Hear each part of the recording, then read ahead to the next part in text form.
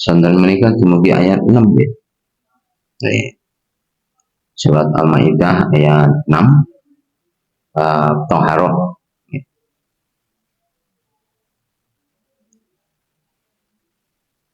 Ya ayyuhalladzina amanu idza qumtum ilas sholati faghsilu wujuhakum wa aydiyakum ilal marafiq wamsahu bi ru'usikum wa arjulakum ilal ka'bayn.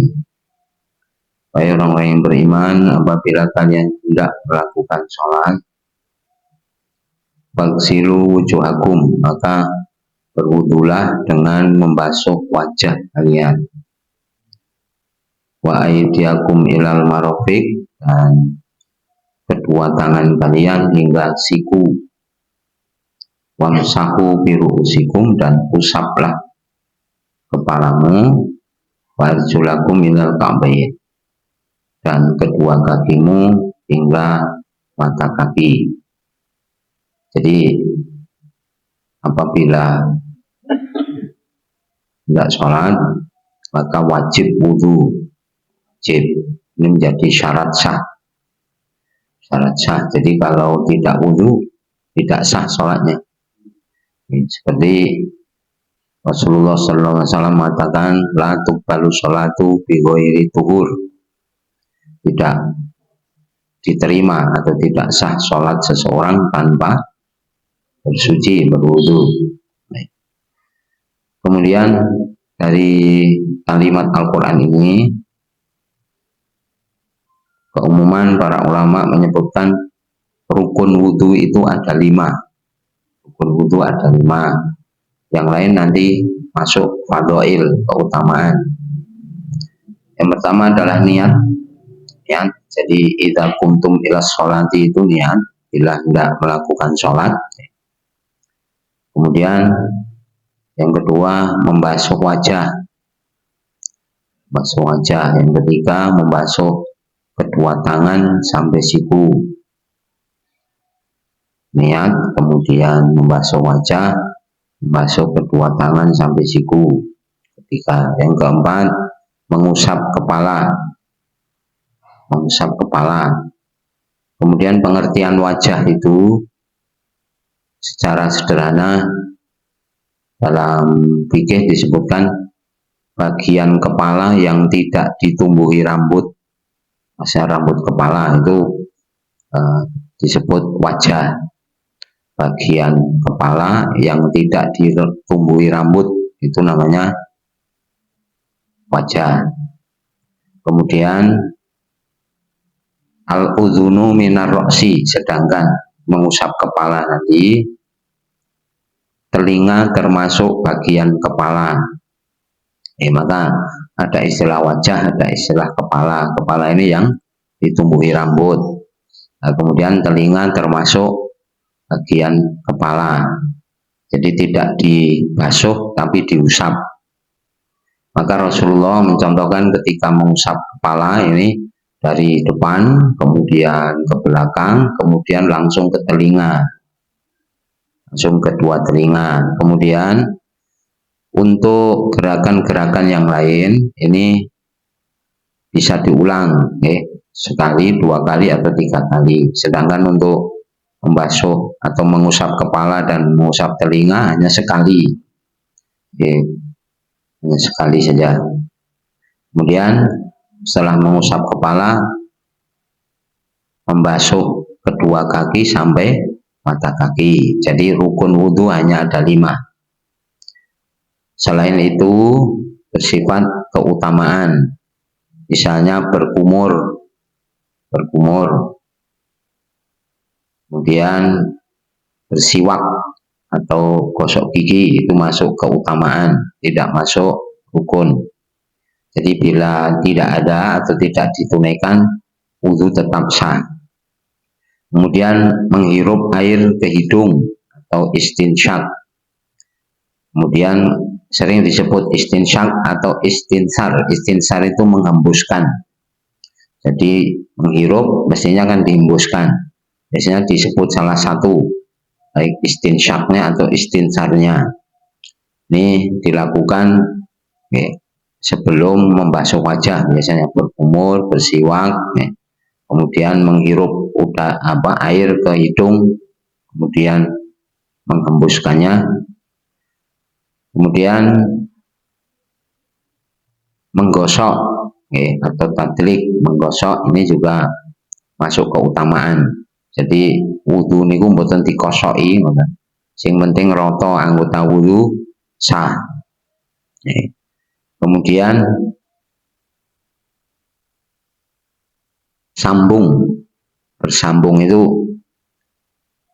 termasuk keutamaan. Maksudnya bersambung begini, gerakan wudhu itu tidak terputus atau diputus dengan kegiatan lain. Misalnya jenengan ajeng wudhu pun numpangke ceret.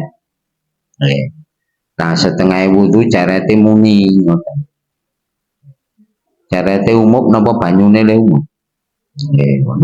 Biasanya lho cerete umup ngono kok gitu. Terus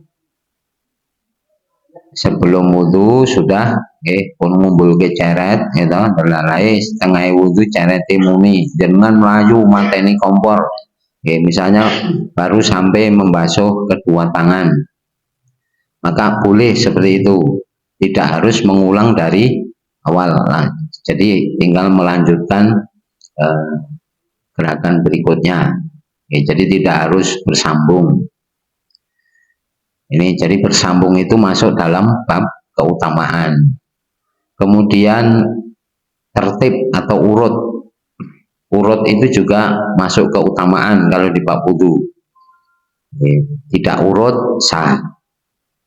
Meskipun secara penyebutan di Al-Quran urutannya kira-kira secara rukun seperti ini: membasuh wajah, kedua tangan sampai siku, kemudian mengusap kepala, dan membasuh kaki sampai mata kaki. Itu urut namanya, tertib. Tertib yang menjadi rukun hanya di sholat. Kalau sholat tidak boleh dibolak-balik. Harus takbiratul ihram, kemudian baca Fatihah, ruku, i'tidal, sujud, nah gitu. Tidak boleh sujud dulu gitu lah. Tapi kalau wudhu, misalnya seseorang wudhu itu kaki dulu, kemudian tangan, kemudian mengusap kepala, baru wajah, seperti itu sah. Hanya tidak baik, tidak afdol. Yang afdol itu tertib, urut dari awal yang disebutkan dalam Quran ini. Jadi membasuh wajah, membasuh tangan sampai siku, mengusap kepala, membasuh kedua kaki sampai mata kaki, itu namanya tertib. Tapi bila tidak urut, wudhu itu sah. Jadi tertib di bab wudhu masuk bab keutamaan, tidak masuk dalam rukun. Bedanya dengan rukun, syarat sah dan keutamaan itu, kalau syarat sah itu dan rukun tidak terpenuhi maka ibadahnya rusak. Tidak ada tahrimu fi judil ibadati au syartiha wasadat. Apabila yang tidak terpenuhi itu dalam perkara wujud ibadah atau rukun ibadah dan syarat sahnya ibadah, maka ibadah itu tidak sah. Tapi bila yang tidak terpenuhi di luar itu, wa idza adat tahrimu fi khuruji wujudiha au syartiha lam tafsud. Tapi bila yang tidak terpenuhi itu di bab selain syarat sah dan rukun, maka ibadah itu tidak rusak. Jadi misalnya keutamaan, jadi tidak masuk syarat sah, tidak masuk rukun. Orang wudhu tidak berkumur, tidak menghirup air ke hidung, boleh. Jadi hal-hal di luar yang 5 ini masuk dalam bab keutamaan. Kemudian termasuk bab keutamaan mendahulukan anggota kanan, tuqjibut tayamun, atau tuqaddamul yumna, mendahulukan bagian kanan. Yang dimaksud mendahulukan anggota kanan itu pada perkara yang tidak bisa dilakukan bersama-sama. Tapi bila dilakukan bersama-sama itu bisa, tidak perlu mendahulukan yang kanan. Misalnya mengusap telinga, Usap telinga itu dilakukan bareng mawon, tidak gini satu-satu dulu. Kan sosok enten sing siji-siji tengan C, tengan Yonda. Jadi mendahulukan yang kanan itu pada perkara yang memang tidak bisa dilakukan bersama-sama. Oke. Nah, secara kaidah umumnya kan tukot damulium nabi maka naming kulibabit tazayuni wal ikram, mendahulukan bagian yang kanan pada perkara-perkara yang masuk dalam perkara berhias dan perkara yang mulia atau kemuliaan. Jadi kalau berhias misalnya jungkatan niku sing tengen sik disetan. Sebabnya bareng mboten iso. Kudu jungkat loro. Kan ya rasib ya. Misalnya jadi pada perkara yang tidak bisa dilakukan bersama itu ada kaidah mendahulukan yang kanan. Tapi kalau bisa dilakukan bersama tidak perlu mendahulukan yang kanan. Terus ngoten wajah tidak perlu wajah sing kanan sih dibasahi terus sing kiwa mboten ngoten bareng mawon. Jadi seperti itu, seperti telinga tadi. Tapi untuk membasuh tangan misalnya karena tidak bisa dilakukan bersama maka yang kanan didahulukan. Kemudian untuk para laki-laki seperti contohkan Nabi bila berjenggot maka Nabi itu menyela-nyelai jenggot dengan air. Jadi jenggot masuk dalam bab wajah. Kita sebut di bab wajah ini menten masalah ibu. Kadang-kadang ada bab memakai udung nih loh. Kan enten postingan itu janggut itu ditutupi. Sebenarnya itu tidak benar. Jadi dari surat An-Nur ayat 31 ya, surat 24 ayat 31. Wa kullil mu'minati yaghdudna min absarihinna wa yahfatna furujahun. Surat 24 ayat 31. Dan katakanlah kepada para wanita mukminat yaghdudna min absarihinna, hendaknya mereka menundukkan pandangannya wa yahfatna furujahun dan menjaga kemaluannya. Kemudian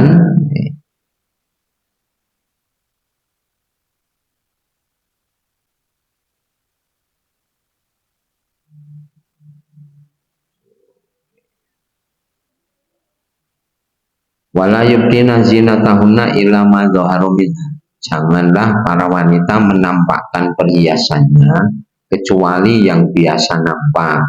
Maksudnya di sini yang biasa tampak di dalam sholat.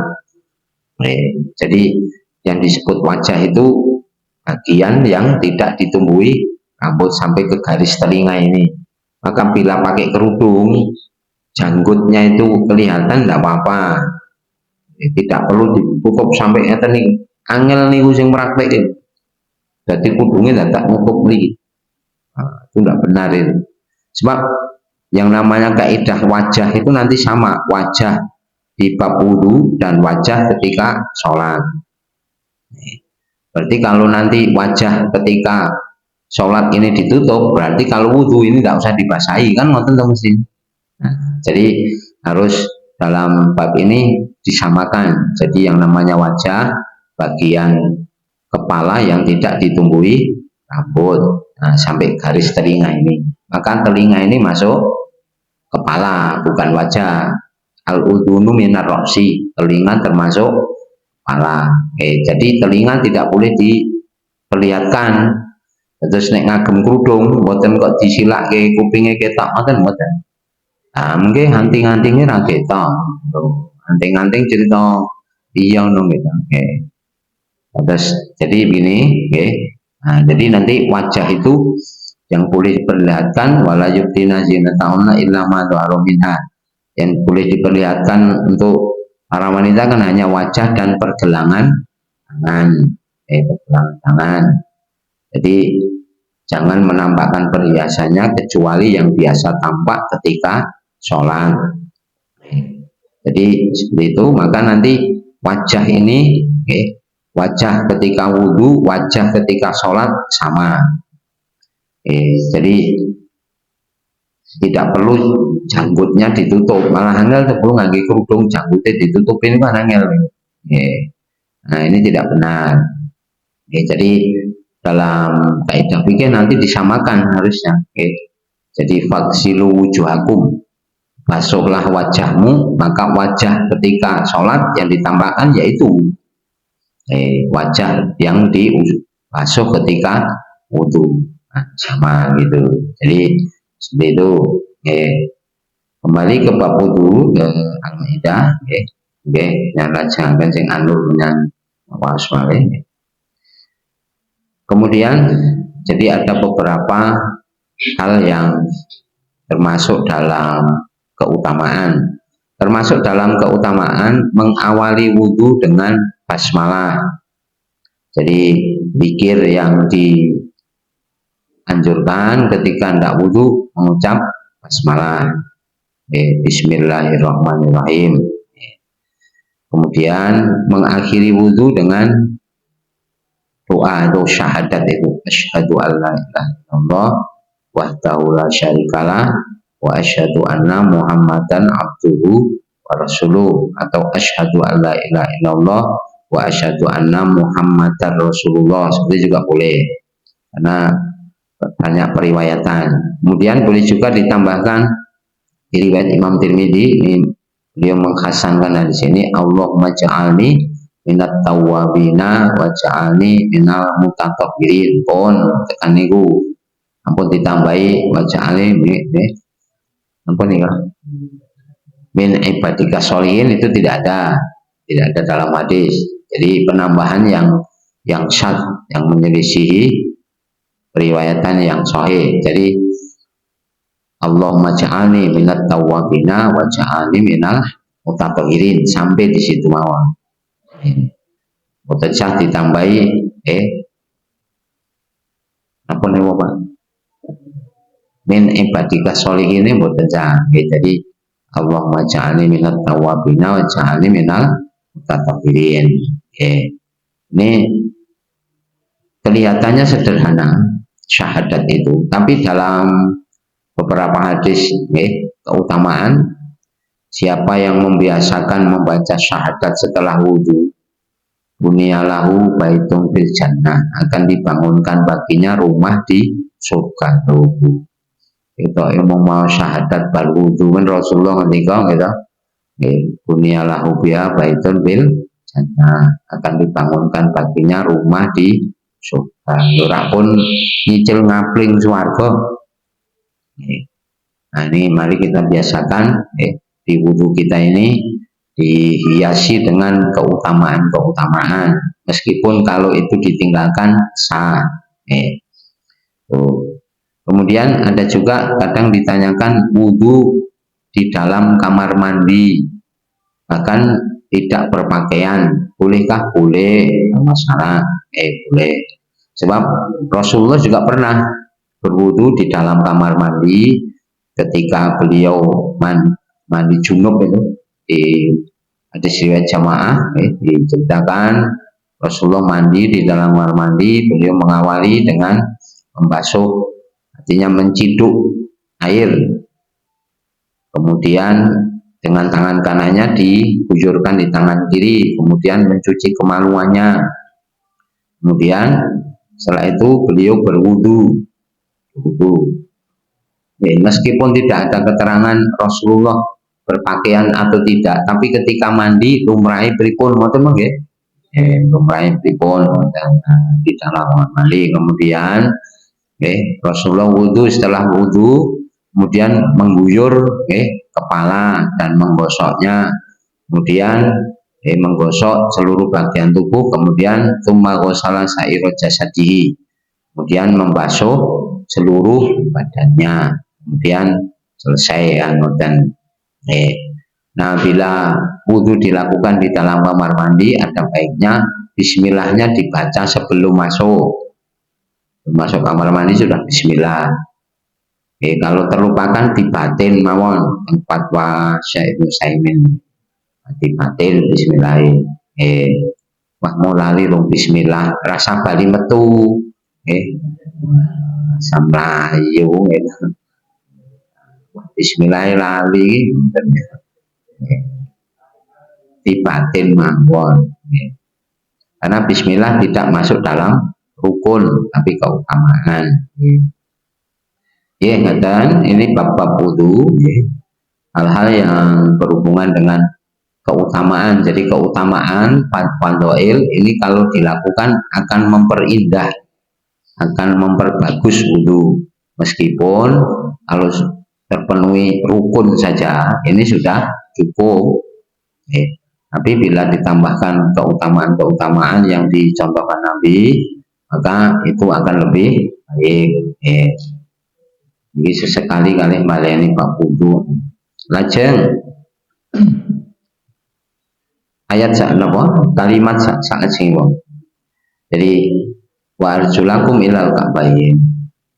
Kemudian ada istilah memanjangkan nur, memanjangkan bekas wudu, karena Rasulullah mengatakan inna ummati yuhsyaruna yaumal qiyamati urram muhajjalin. Sesungguhnya umatku nanti dibangkitkan di hari kiamat dengan wajah yang bercahaya min asaril wudu, dari bekas wudunya. Maka man arada ayutila asarahu falyaf'al, siapa yang ingin memanjangkan bekas cahayanya maka silahkan. Ini hadis riwayat Bukhari, Muslim, Ibnu Hibban dan lain. Jadi misalnya begini, tadi disebutkan mencuci kaki sampai mata kaki. Para sahabat itu melakukannya mencuci kaki sampai mendekati lutut, boleh. Ini memanjangkan cahaya. Ini memanjangkan cahaya nanti di hari kiamat. Kan tiang mukmin itu kan bercahaya, gitu. Nah, kemudian membasuh tangan sampai pangkal lengan, itu boleh. Ini juga termasuk kaidah memanjangkan cahaya. Nah, cahaya itu nanti disebut di surat Al-Hadid nih kok. Di surat 57 dari ayat 12. Nanti gunanya cahaya itu ketika menyeberang sirat di ayat 13 nanti. Yaumatarul mu'minina wal mu'minati yas'a nuruhum baina aydihim wa bi aymanihim busrakumul yawma jannatin tajri min tahtiha al-anharu khalidina fiha wa dzalikal fawzul adzim. Pada hari itu, pada hari kebangkitan nanti, kamu akan melihat orang-orang mukmin sempurna cahayanya dari depan dan dari sebelah kanannya.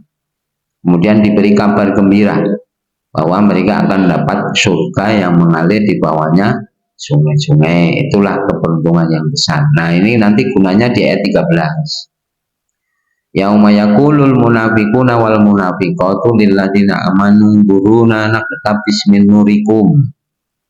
Kemudian pada hari itu kamu akan melihat juga orang-orang munafik baik laki-laki maupun perempuan, mereka memanggil-manggil orang mukmin, ungduruna, tunggulah kami, naqtabis min nurikum, supaya kami bisa mengambil cahaya darimu. Dan maksudnya pun tiang-tiang mukmin itu cahayanya terang, karena di sirat nanti jembatan yang akan kita lewati itu gelap, maka memerlukan cahaya, bukan sinar.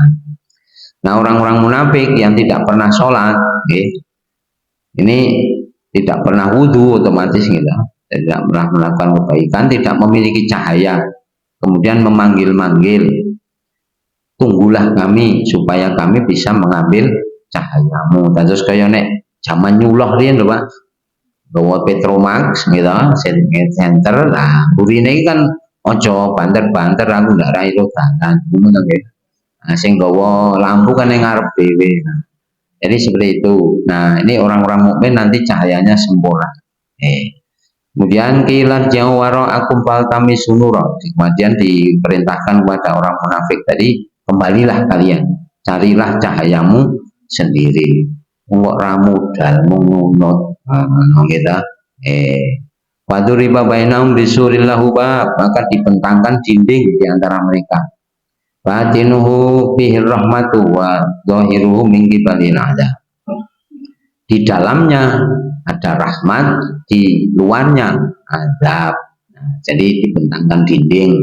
Nah, dinding ini nanti yang disebut al-a'raf, tempat yang tinggi yang jadi nama di surat al-a'raf itu kan dinding, atau dinding yang tinggi, bangunan yang tinggi, al-a'raf. Nah, jadi mulai dibentangkan itu ketika sirat. Jadi seperti itu, memanjangkan cahaya. Berikutnya balik teng Al-Maidah, wa in kuntum junubang fattahharu. Apabila kalian dalam keadaan junub maka bersucilah, maksudnya mandi. Mandi junub. Mandi junub itu rukunnya hanya dua. Satu niat, dua meratakan air ke seluruh tubuh. Rukunnya dua saja. Nah, yang lain-lain nanti masuk keutamaan. Wudhu misalnya, sebelumnya itu masuk keutamaan. Terus umpami, sederhana pun penjenengan kagungan kolam, mandi junub niku, langsung nyemplung belum, nyilem, mentas, sah. Dan ora kosokan. Nah, kosokan ki cerita liya ngoten nggih. Yang penting niat meratakan air ke seluruh tubuh, itu mandi wajib niku ngoten, mayar. Terus nyemplung gelombang, nyilem, mentas, sah. Gitu. Nah, itu. Kemudian perbedaan mandi junub hanya untuk wanita. Mandi junub untuk para wanita, bila junub karena bercampur dengan suami, boleh tidak mengurai rambutnya, cukup disiram 3 kali. Tapi bila mandi karena haid atau nifas, selesai haid, selesai nifas, wajib mengurai rambutnya. Bedanya mong niku, untuk laki-laki podo mawon. Jadi untuk wanita ini diberi kemudahan oleh Nabi. Jadi bila junub karena bercampur dengan suami, boleh tidak mengurai rambutnya. Jadi rambutnya panjang, disanggul, diikat kenceng, terus diguyur 3 kali, itu boleh. Tapi kalau mandi karena selesai haid atau selesai nifas, wajib mengurai rambutnya. Ini wa in kuntum junubang fattahharu. Kemudian setelah cerita wudu dan mandi, dan tayamum, wa in kuntum mardo awala safarin au jaa ahadum minkum minal ghaiti aw lamastumun nisaa falam tajidu ma'an fatayammamu. Apabila kamu dalam keadaan sakit atau di perjalanan, auja ahadum minkum minal ghaid, atau mendatangi istri salah satu dari kalian, datang dari kamar kecil, ahadum minkum minal ghaid, seseorang datang dari kamar kecil, jadi buang air, buang hajat, aula mas komunisa, atau menyentuh istri. Maksudnya menyentuh itu mencampuri, ngumpuli, boten gemuk, nyeblek, boten. Kalau sekedar nyeblek niku boten batal wudune. Sebab ada hadis itu Nabi pernah habis wudu kemudian mencium istrinya, kemudian sholat tanpa wudu lagi. Terus mungkin teng dalam, pomo bar wudu terus disenggol bapake ngoten mboten napa-napa, utawi jenengan nyenggol ceblek sisan ben batal, padahal ora kan sosok enten sing dadi bapake teng ngarep tengah lawang minggir aku arep liwat, udah aku batal kali bapake disembrane diceblek sisan. Nah, jadi yang dimaksud menyentuh itu bukan itu, tapi mencampuri istri. Campur istri. Falam tajidu ma'an, dan kamu tidak mendapatkan air, fatayammamu, maka bertayamumlah. Jadi di bab ini ada dua hal. Boleh tayamum ketika ada air, boleh tayamum ketika ada air, dan bolehnya tayamum bila tidak ada air. Kata saya lorong ya. Jadi ada 4 hal ini yang disebut. Nanti dikelompokkan dalam 2 hal. Ini di penjelasan Hasan dalam tanya jawab Hasan. Wa in kuntum mardo awala safarin. Apabila seseorang sakit awala safarin atau dalam perjalanan. Bila seseorang sakit atau dalam perjalanan, boleh tayamum meskipun ada air. Boleh tayamum meskipun ada air. Hanya saja untuk yang di perjalanan, bolehnya tayamum bila berwudu itu menyulitkan. Tapi kalau untuk yang sakit, meskipun ada air, boleh tayamum. Tapi untuk yang di perjalanan, bolehnya tayamum bila wudu menyulitkan. Misalnya penjenengan di atas kereta api, di atas pesawat, kalau wudu menyulitkan, maka boleh tayamum. Tapi kalau penjenengan perjalanan mampir masjid, ya ampun tayamum, gitu? Mampir masjid wudu. Jadi bila wudu menyulitkan, maka boleh tayamum meskipun ada air. Kemudian 2 yang di berikutnya tadi, ja'atum minkum minal ghaid aula mastum nisa. Seseorang dari kamar kecil, buang hajat atau menyentuh istri, bolehnya tayamum bila tidak ada air. Bolehnya tayamum bila tidak ada air. Jadi yang 2 tadi, sakit atau di perjalanan, boleh tayamum meskipun ada air. Hanya untuk yang bepergian, ini bila wudu menyulitkan, boleh tayamum. Tapi bila wudu tidak menyulitkan, ya ampun tayamum. Kami pun perjalanan wisata atau mana, terus mampir masjid, nah itu ampun tayamum, wong banyune mayar gitu. Tapi kalau di atas kendaraan kira-kira wudu menyulitkan, nah boleh tayamum meskipun ada air di toilet. Kemudian seseorang datang dari kamar kecil dan menyentuh istri, maksudnya menyentuh itu mencampuri. Sebab lamas tumunisa, bahasa Al-Quran memang bahasa yang halus, menyentuh perempuan. Satu contoh surat Al-Ahzab, surat 33, ayat 49, surat 33 ayat 49, ini ada kata menyentuh istri. Ini tafsir dari Abdullah bin Abbas seperti itu. Ya ayyuhalladzina amanu idza nakahtumul mu'minati tsumma talaqtumuhunna min qabli an tamassuhunna famalakum alaihinna min iddatin ta'taddunaha. Fa'umatikunna wasarihuhunna sarohan jamila. Wahai orang-orang beriman, apabila kamu menikahi wanita-wanita mukmin, kemudian menceraikannya sebelum kamu menyentuhnya. Nah, menyentuh ini maksudnya mencampuri. Mencampuri.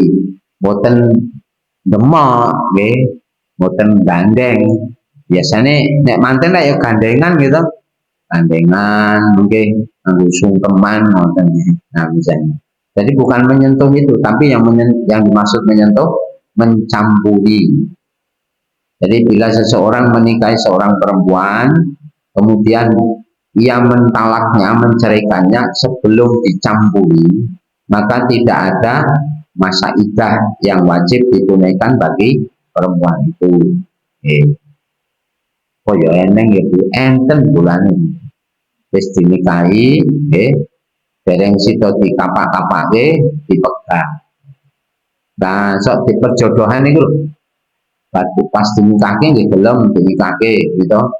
Dipoto kon mesem nggih mesem lho, jangan yang gitu. Nah, terus bareng di boyong nih kan, boyongan.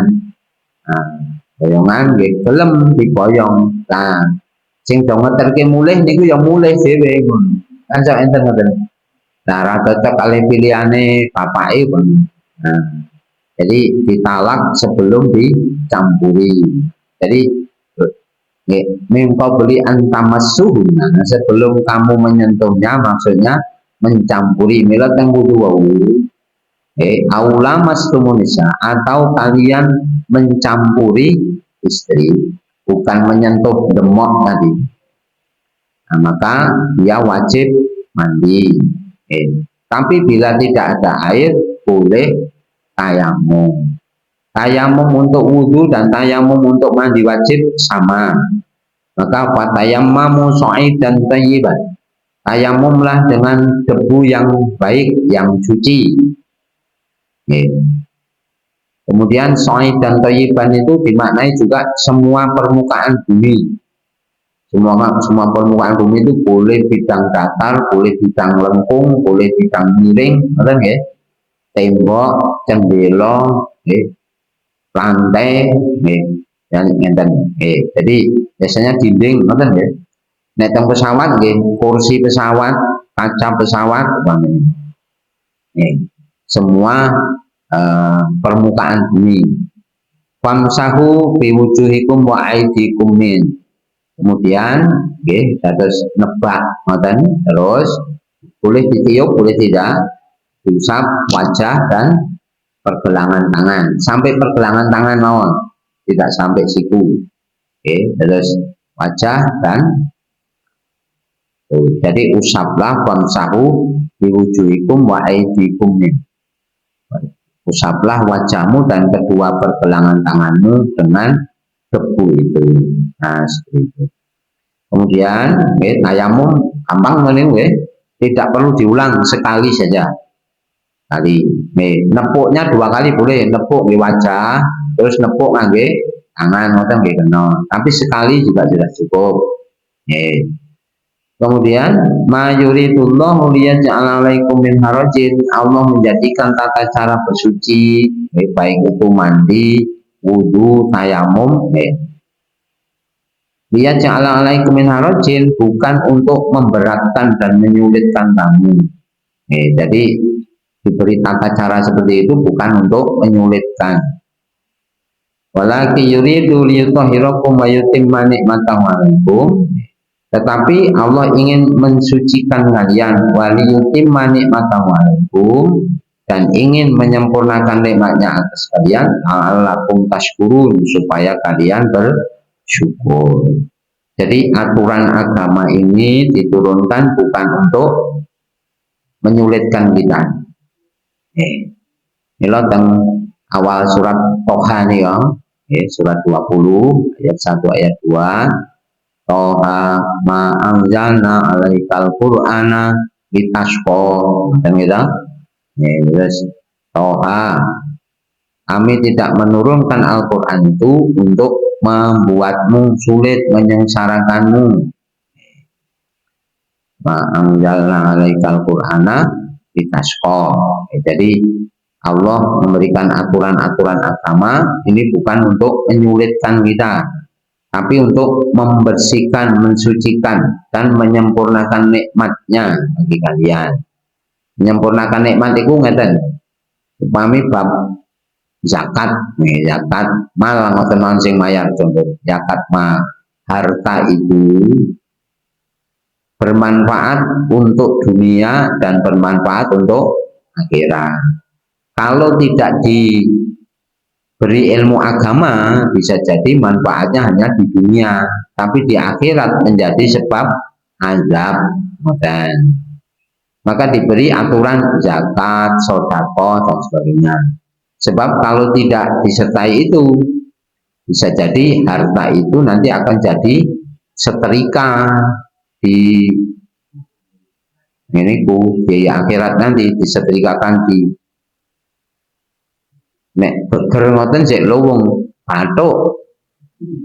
Yang surat At-Taubah ayat 35 ini kan yauma yuhma alaiya fi nari jahannam fatuk wa biajibahum wa junubuhum wa zuruhum. Surat 9 ayat 35 surat At-Taubah. Jadi surat At-Taubah surat 9 ayat 35, pada hari ketika dipanaskan emas dan perak di atas neraka jahanam, kemudian disetrikakan di jidat-jidat mereka, punggung-punggung mereka dan perut-perut mereka, dan dikatakan hadza ma kanastum li anfusikum fadzuqu ma kuntum taknizun. Inilah hasil dari yang kamu simpan itu, tidak kamu keluarkan sedekahnya, tidak kamu keluarkan zakatnya, maka rasakanlah akibat simpananmu itu.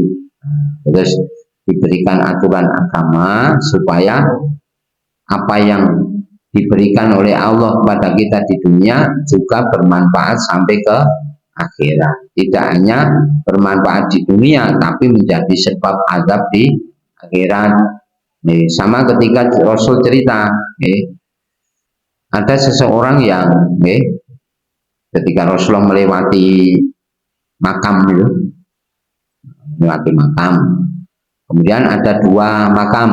Rasul kemudian mengatakan inna huma yu'adzabani wa ma yu'adzabani fi kabir. Ini diriwayat Bukhari dan Muslim. Dua orang ini sedang diazab, padahal mereka ini diazab sebetulnya bukan karena dosa besar, tapi karena dosa-dosa kecil tapi diulang-ulang. Ngoten lho nggih. Amma ahaduma, salah satunya la yastatiru minal baul atau la yubri'u minal baul. Orang ini tidak menutup ketika kencing. Yastatiru itu lebih ke menutup dengan aturan, artinya tidak membaikkan kencing. Jadi tidak istinja, tidak bersuci, sehingga najisnya kemana-mana. Karena boten bersuci kan mesti nggawa najis gitu. Wa ammal akharu fa innahu yamshi binamimah. Sedangkan yang kedua ini dia kesana kemari mengadu domba, namimah. Nah, jadi perkara istinja ini, bila kita tidak diberi aturan-aturan agama, mungkin tentunya niku ya biasa-biasa mawon, tapi nanti di akhirat berakibat fatal. Bahkan di alam kubur pun sudah disiksa. Nah, karena tidak memperbaiki atau tidak membaikkan ketika kencing, tidak istinja, tidak toharoh. Dan kalau kita biasakan mungkin baru seking kamar mandi mbok ajeng salat napa mboten nggih wudu sik lah gitu. Teh ora arep salat terus ra wudu gitu. Nggih lebih baik wudu. Jadi termasuk dalam bab intidaru sholati ba'da sholat, menunggu sholat setelah sholat. Maksudnya menunggu sholat setelah sholat itu gantung wudhu, itu kan salah satu maknanya, bisa gantung. Dan ada amalan yang Rasulullah itu memberitahu ke sahabat, al adillukum ala amalin idza amil tahu, maukah aku beritahukan kepadamu satu amal, apabila kamu mengamalkannya Allah akan menghapus dosa-dosa kalian dan menambah derajat kalian. Yang pullo binal khotoya yang mau derajat, Allah mengampuni dosa-dosa dan menambah derajat kemuliaan. Kemudian para sahabat menjawab, bala ya Rasulullah. Dan Rasul mengatakan, yang pertama adalah menyempurnakan wudhu meskipun di keadaan sulit. Menyempurnakan wudhu meskipun di keadaan sulit. Keadaan sulit itu mungkin sulit air, bisa juga adem ini loh Pak, pas Tuwone adem, tetap menyempurnakan wudhu. Kemudian memperbanyak langkah ke masjid. Jadi isbahul wudu'i indal makari, menyempurnakan wudhu meski keadaan sulit. Yang kedua, kasrotul kufa ilal masjid, memperbanyak langkah menuju masjid. Maksudnya ampun waktunya tinggi-tinggi orang ngono, tapi sering ke masjid. Waktunya tinggi-tinggi berjangkai oke. Nah, kemudian wantidor sholati ba'da sholat, menunggu sholat setelah sholat. Menunggu sholat setelah sholat. Ini maknanya bisa lebih ke gantung wudhu itu. Nah, setelah batal wudhu, batal lagi wudhu lagi, meskipun tidak sholat. Tapi kalau sewaktu-waktu ada panggilan sholat, kita sudah siap. Itu lebih baik. Terus kemudian enggak bisa pun cara biasa ini nyebutnya gantung wudhu. Jadi batal wudhu. Atau bila dari kamar kecil baiknya wudhu, ngoten ya. Terus ini keutamaan supaya kita lebih baik dalam penjagaan diri kita. Jadi Allah menyebutkan ini sebagai apa? Penyempurna nikmat. Penyempurna nikmat. Ya, ngaten setengah ayat on itu